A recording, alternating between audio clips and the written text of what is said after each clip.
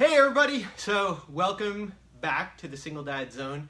I know I've been slacking a little bit because obviously I was on vacation at Disney World, and I had a fantastic time. So I created the Single Dad Zone to help single dads overcome the obstacles and challenges that I face. So I'm talking about mindset. I'm talking about getting fit. I'm talking about the challenges of dealing with your schedule and time as a single dad. But I also like to talk about the fun stuff of being a dad, because there's amazing things you can do with your children, and going to Disney is like one of the best things. I mean, the smiles that you get from the kids is just I can't think of anything greater, because they just had such a phenomenal time. So in preparation for this trip, I did a lot of research. There's tons of websites, tons of books. You can easily get lost in all of it. So my goal was to create the ultimate Walt Disney World preparation guide and keep it short and condensed, so you're not spending an hour listening to my little rant here, and when you read my post, it's not going to be endless. I really want to condense it down to the most important things. So first I want to recommend two websites that I thought were really good.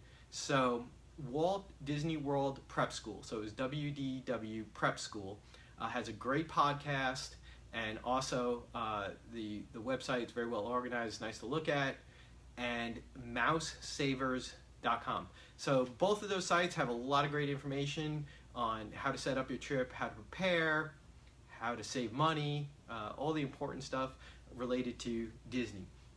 I also read a bunch of books, and I know this is going to come out as a mirror image because of the camera facing this way, but this Birnbaum's 2017 Walt Disney World, it's a great book. It's got nice colorful pictures. I went through trying to find all the things I needed to know.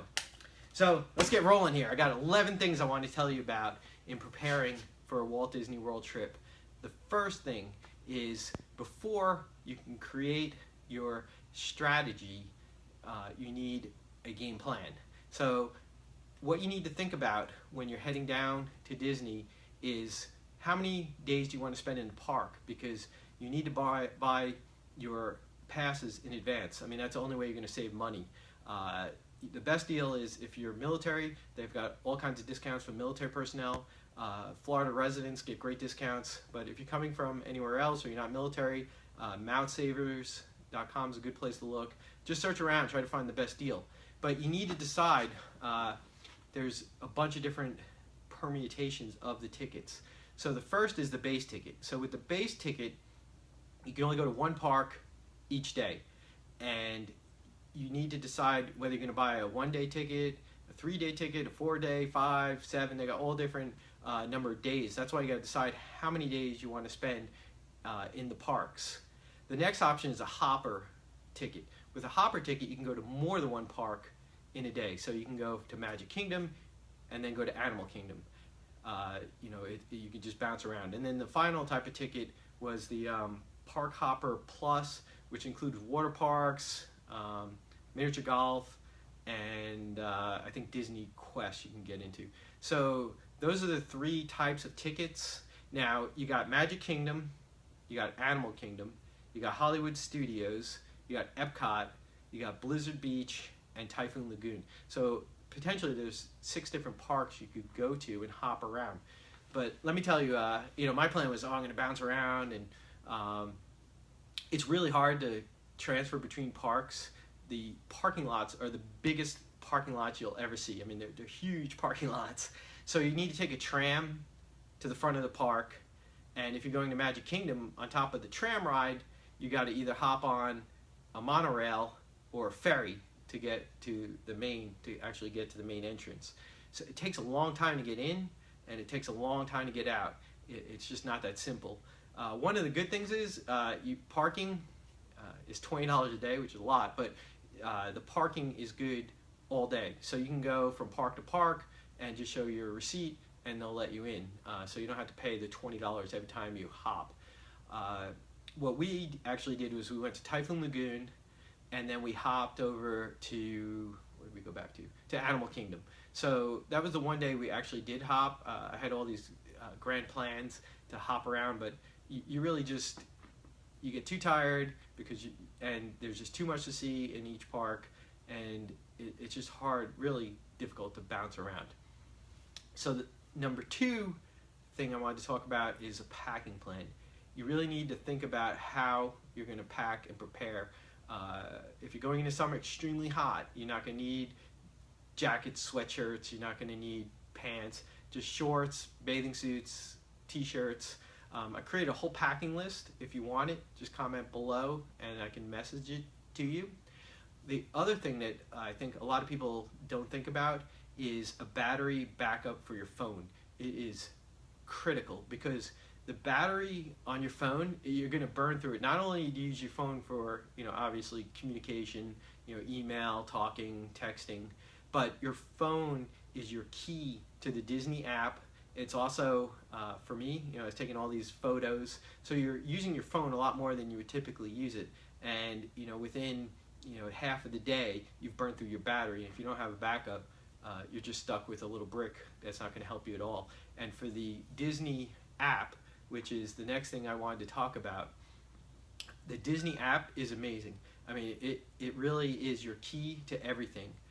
So with the Disney app, you can book your fast passes, you can book dining, you can see wait times for the various rides, so you can strategize. Like, you see a line is short for a particular ride you want to go on, you can just quickly shoot over there. So the app is very, very accurate, and it also saves your photos from the memory maker. So you want the Disney Experience app. It is really, really amazing, and I'm going to talk about the different features within the app as we go on. So the very first thing when planning your strategy is, what parks do you want to go to each day? And this is critical because there's something called the Fast Pass Plus. And I'd never heard of a Fast Pass before going to Disney. I've heard, some of the other parks you can pay for, I think at Six Flags they have the Lightning Pass or something like that, where you pay a ton of money and you get to cut the line. At Disney, they have a Fast Pass, and you can book 3 Fast Passes initially. And if you're staying at a Disney resort, you can book them 60 days out. If you're staying anywhere outside of the resorts, you can book them 30 days in advance. So what I did was I knew which park we were going to go to each day, and as soon as the 30-day window hit, I booked those 3 Fast Passes. Now, one of the things you got to remember with the Fast Passes is it's in 1 hour window. So if you book one for 9:30, it's good from 9:30 to 10:30. And actually, if you show up about 5 minutes before the time, they'll still let you go and use your Fast Pass. But it's good for an hour. So you can't book overlapping Fast Passes. So you can't book one for 9, one for 9:30, one for 10. You can book 9:30, 10:30, 11:30. So you got to keep that in mind. And when you're planning your strategy, what I recommend is to try to get all the Fast Passes as quickly as you can in the morning, because after you use up your 3 Fast Passes, you can start booking additional Fast Passes one at a time, depending on what rides are available. Now, if you're in Animal Kingdom and you want to get a Fast Pass for one of the rides in Pandora, the Avatar, the 2 Avatar rides, you're not going to be able to get it. There's very limited availability for the Fast Passes the day of, but there's still plenty of availability. I mean, in Animal Kingdom, we kept booking the Kali River ride, and we kept booking the Mount Everest Expedition roller coaster. So it's pretty easy, and the app is fantastic. Like I said, you could just keep booking these over and over and over and over, and it gets you get front of the line privileges. I mean, sometimes the Fast Pass line has a little bit of a wait,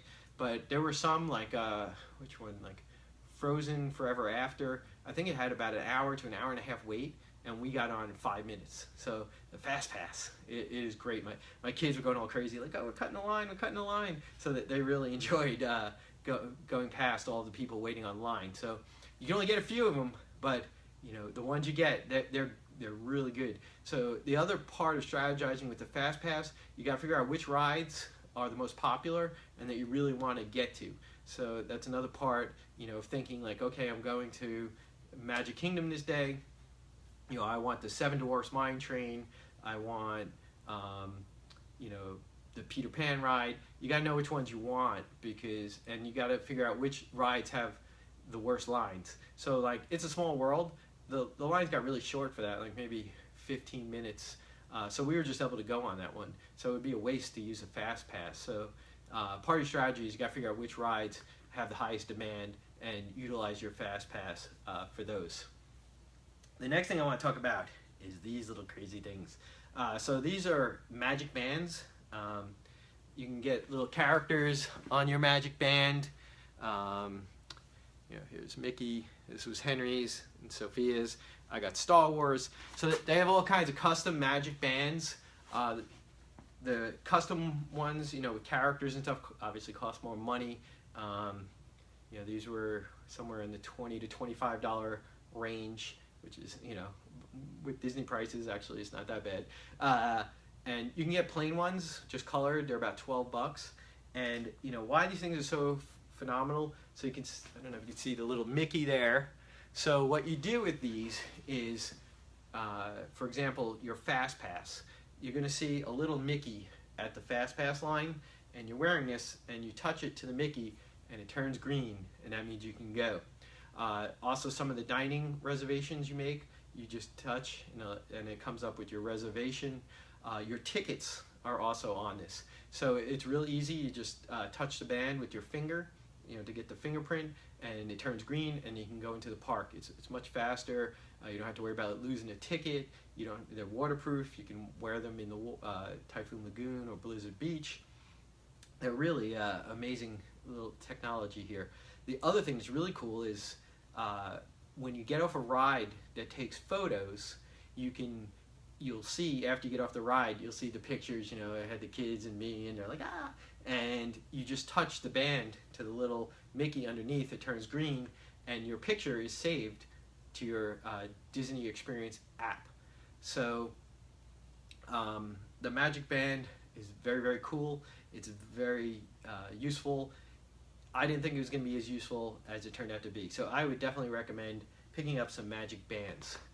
The next thing I want to talk about is dining. Holy moly. You know, people talk about how expensive Disney is. I don't want to tell you how much I spent on dining.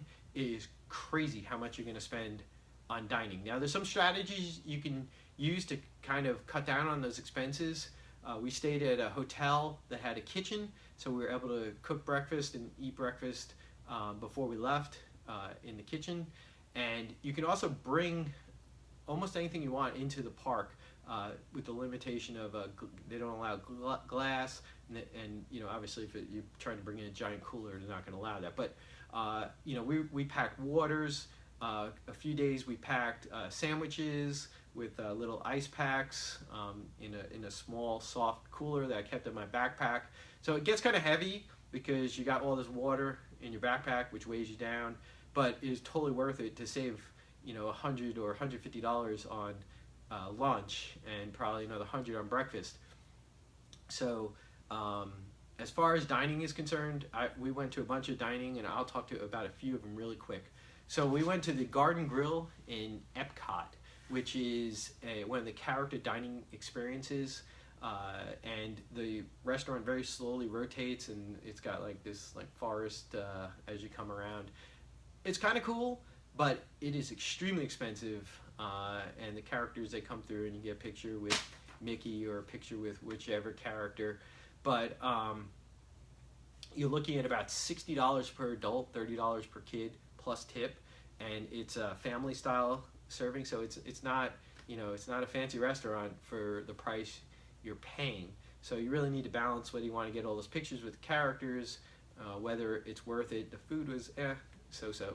The other character dining experience we did, and they're about the same price, was the Tusker House in Animal Kingdom. I like that one much better. It's a buffet style, but it's really, really good food on the buffet. You get Mickey came through, Donald Duck, Goofy, so you get all the major characters, and they're in safari gear, so it's kind of cool to get the pictures. The other place we went to eat was Be Our Guest, which was you know, Beauty and the Beast. It's the castle.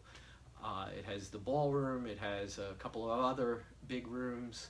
It's inside's really, really cool. But we went there for breakfast, and you order your breakfast on a kiosk, and then they give you a plastic rose that you bring to your table, and the rose must have some kind of GPS tracking, because that's how they find you, because you can sit in any of these 3 really big rooms.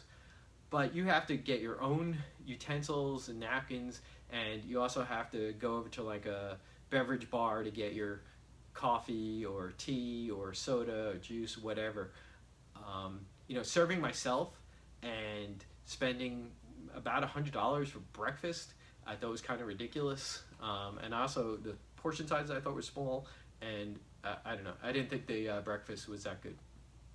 Speaking of a good breakfast, at Animal Kingdom, we went to breakfast at the Rainforest Cafe, and I got a reservation at 8 o'clock in the morning. Park opens at 9. So they had a really good breakfast. The portion sizes were good. If you've never been to a Rainforest Cafe, it's got all these animals, and you know they move. So, and they got fish everywhere. It's really, really cool. And then if you finish breakfast early, you can actually leave the restaurant and go straight into the park before the general public. So the main gate opens at 9, and all the, you know, this massive crowd is built up waiting for the main gate to open. But if you finish breakfast at like 8:45, you can zip out before those people and head over to Pandora, because that's pretty much where the longest lines are for the rides. So you can zip over there and get online before all the masses come into the park. That's a really good tip. If you want to cut the lines, try to book an early meal. The other place we ate at was the 50s Primetime Cafe in Hollywood Studios. I really enjoyed it. There had TVs all over the place playing like old, you know, 1950s, obviously, TV shows. The service was very good. Our server was very funny and entertaining, and you know, I really enjoyed that meal. Now, for dining, you can book your dining up to 6 months in advance, and a lot of these places, they fill up fast. So you want to start thinking, I know it's crazy, but 6 months out, you want to start thinking about where you want to eat. You know, if you want to go to Be Our Guest, you got to book that early. The Princess, I think it's breakfast with the characters. We didn't do that, but that fills up instantly. So, you know, as soon as 6 months comes up, you know, people are already booking their reservations for the Princess breakfast. So you got to think about dining. 6 month window. That's a big window before a trip. The next thing is hotels or resorts. So Disney obviously has its own resorts. They have different levels from, you know, I guess they would call it economy to, you know, they're very high-end resorts. Disney resorts are incredibly expensive. They come with some great benefits.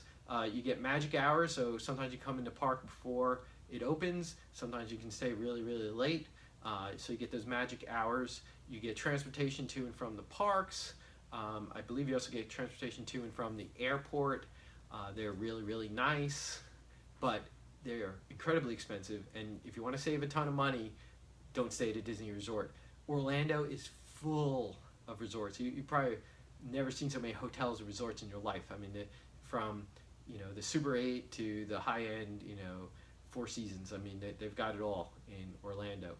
We stayed at the Polynesian Isle Resort, not to be confused with the Polynesian at Disney, which I actually did the very first time I stayed there. But the Polynesian Isle Resort, it's really nice. We got a 2-bedroom unit, had a gigantic living room, huge full kitchen, plenty of space. It's got 2 very nice pools.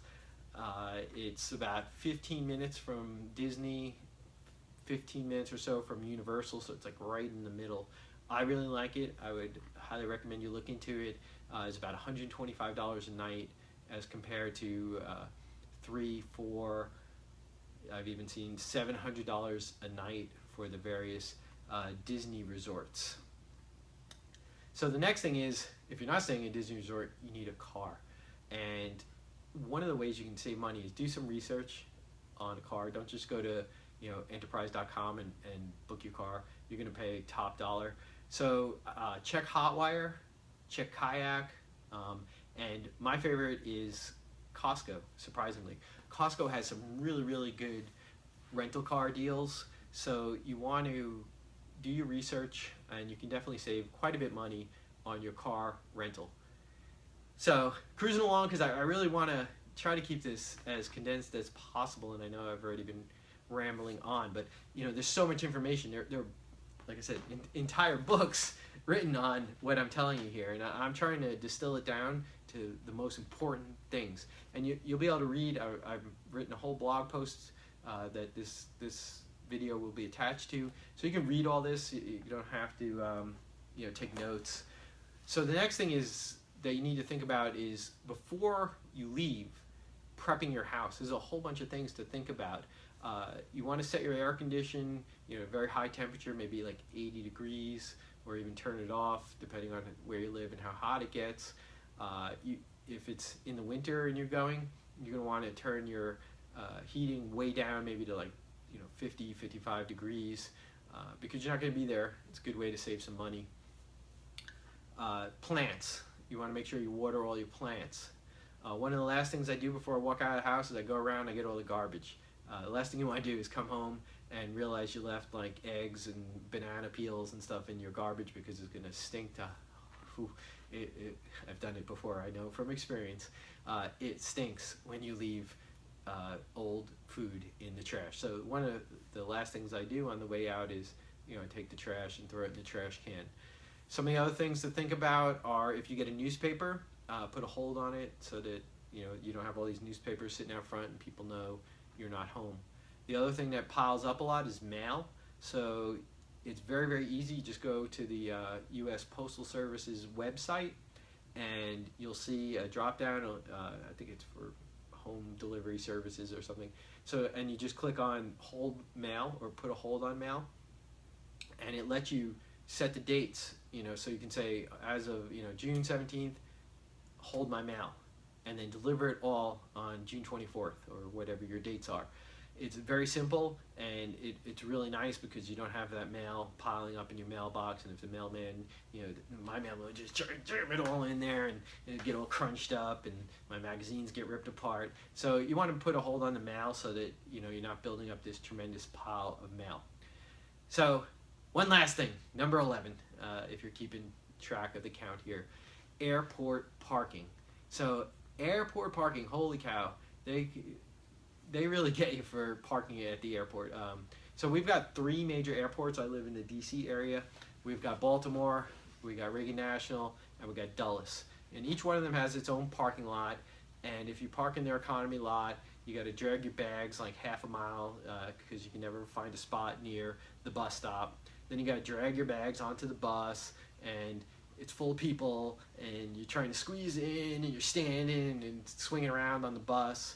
So what I recommend is Google parking for your airport, and a lot of the hotels actually have parking at the hotel. You don't have to stay at the hotel, and it's usually substantially cheaper than whatever the airport economy lot is. And they have a shuttle. A guy helps you bring your bags on. It takes you right to the wherever departure stop you need to be at. And they also have the shuttle to bring you back to the hotel. It's very convenient. So that's one option. But you can Google. There's all kinds of express lots and all these other parking options that, unless you really look, you're not going to find. And I'll give you one little top secret. If you're in the Washington, D.C. area and you're going to fly out of Reagan National Airport, at 2300 Crystal City Drive, near the Ruth Chris Steakhouse, there's a parking garage. And if you come in on a Saturday or a Sunday and you leave on a Saturday or a Sunday, parking's free. So it's about an $8 or $9 Uber ride from the Ruth Chris, from that parking garage to the airport. So round trip, you're going to spend between $16 to $18 on Uber, and parking in the economy lot at Reagan National Airport is $17 a day. So that adds up fast. You go for 10 days, that's $170. Although you wouldn't be able to do the Saturday to Saturday or Saturday to Sunday. So let's say you go 7 or 8 days. It's going to save you a ton of money. and it's so much more convenient. Again, you know, the Uber guy comes, you know, he usually helps you throw your bags in, and he drops you right off at the departure terminal, and you know, you're not dragging your bags all through this whole giant economy parking lot and having to deal with the crappy bus and all this. So those are my 11 tips for my ultimate Walt Disney World preparation guide. I would love to answer questions. Like I said, I did tons of research, so there's, even if I didn't talk about it, there's probably, if you have a question, I can probably answer it. And if you are planning a trip to Walt Disney World, I got to tell you, you got to prepare, because if you just go down there and you wing it, you know, you're not going to get the fast passes you want. You're probably not going to get the dining reservations you want if you plan on doing dining in the park. I mean, this is not the type of vacation where you can go and just sit at the beach. It requires a lot of preparation. They're long days, it's hot, and if things aren't going right, you're not going to have a good time for the amount of money you're spending. So this was my big ultimate guide for Walt Disney World preparation. I hope you found it helpful. I thank you for watching my video. And the Single Dad Zone, I'm going to be starting to crank it back up. I'm almost done with the redesign of my website, and we will get going again on a more regular basis. I'm going to shoot for at least 2 articles and videos a week. And I also have a group now, so if you search on Facebook for Single Dad Zone, you'll find my group, and I would love for you to join, and we can talk and support each other. And that's really, you know, the best for all of us, to help each other, and you know, peer support, nothing beats it. And we can ask and answer questions on things like travel, mindset, you know, my favorite thing, fitness, and I would love to have you there. So please join my group, and I'll see you all soon.